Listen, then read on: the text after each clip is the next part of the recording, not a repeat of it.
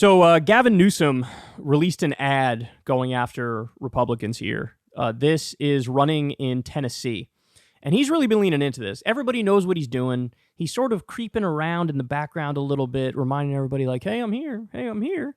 If Biden happens to die or Biden steps aside, just say, oh, I'm available. I'm available. He did that debate with Ron DeSantis where, by the way, I think there's criticisms of Gavin Newsom for sure, but I think in that debate, he did phenomenal. I think he's actually uniquely good among the establishment Democrats at debating, discussing, getting his message out. He's just media ready. He's media ready. Well, one of the things he's been leaning into recently is he knows one of the primary weaknesses of the Republicans, which is everything on reproductive rights. They are shooting themselves in the foot and shooting themselves in the dick by, after the overturning of Roe versus Wade, just letting their freak flag fly. All sorts of insane, barbaric, primitive, idiotic, authoritarian moves of, we're going to ban abortion in the overwhelming majority of cases. And then even when a woman comes for an abortion because her health is threatened, they go, not good enough. You're not literally bleeding out on the table right now, so your life isn't threatened yet, so we're not going to give it to you, right? Rape victims hitting a brick wall, all these just horrible. We've seen these horror stories. Well, he's capitalizing not only on that atrocity, but also now the recent Alabama Supreme Court IVF ruling. So he released this ad. This is really something. Taking Dr. Statement. Dr. Statement, please. Help!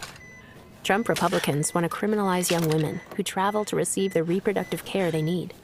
Don't let them hold Tennessee women hostage. Take action at righttotravel.org. Campaign for Democracy Group is responsible for the content of this advertising. This kind of legislation is popping up in a number of different red states, where now the idea is, well, why don't we just ban an American citizen who lives in a red state from traveling across state lines to get an abortion? Why don't we just ban that? We got people talking about banning the abortion pill in many instances. I mean, again, they've overreached so much, and this is a huge electoral weakness for them. Guys, they've underperformed in every single election since Roe v. Wade was overturned. This is why in 2022, when everybody and their mother was saying, red wave, red wave, red wave, I came out and said, I don't know about that. I don't know. Because Roe versus Wade was overturned. All these people are going super extreme and stepping outside of the mainstream position. Also, the election denialism was a huge red flag. 55% of the candidates running as Republicans in 2022 were election denialists. They didn't do well. And this is one of the main reasons. Even in red states, when you have a direct ballot initiative, a direct vote on reproductive rights, what happens? They overwhelmingly vote in favor of reproductive rights. They vote in a pro-choice way. It happened in, I think, Kansas and Missouri. There was a number of red states where this happened. And you would think, in theory, hey, in these states, they're going to be pro-life. They're not going to be pro-choice because that's just a very red state. Every single one, the pro-choice position has won. So the people are not with the Republican politicians. In that Alabama IVF Supreme Court ruling, it was dripping with biblical references and theocracy. It wasn't a legal decision. It was like a Christian Taliban kind of decision. It was embarrassing. And by the way, the Republicans had to try to run away from that.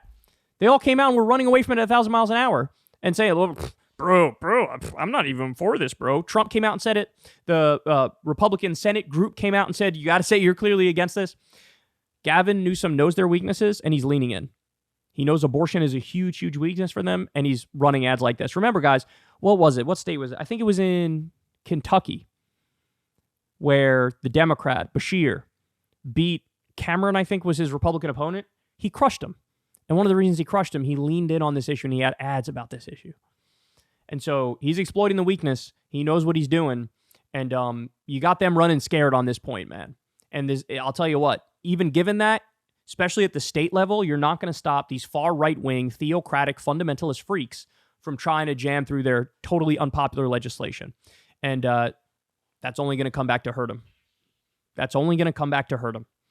I mean, look, we have electoral liabilities all over the place. There's no doubt about that. Biden's struggling massively. He's aiding a genocide in Gaza, which is going to hurt him in the general election. There's no doubt about it.